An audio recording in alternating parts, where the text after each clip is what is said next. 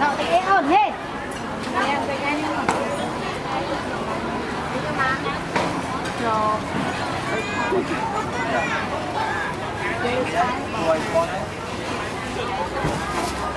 Tập bắn xe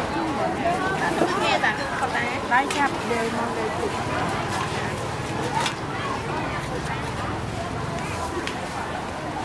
mưa mẹ quên con thành tô ấy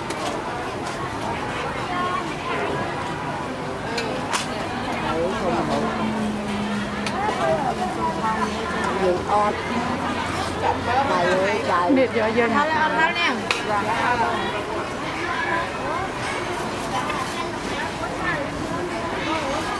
mà anh ơi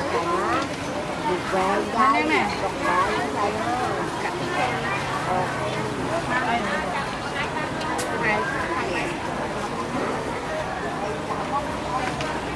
mưa lớn thấy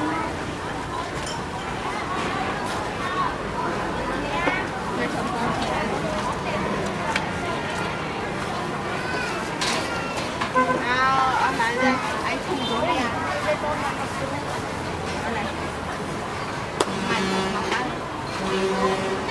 miệng lên nó còn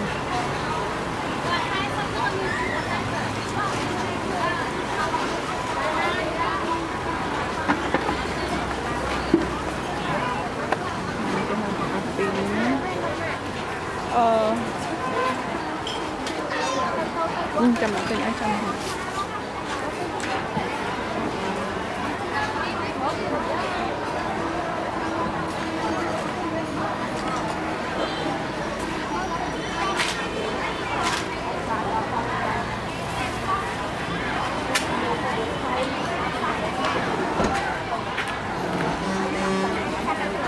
cà đốp con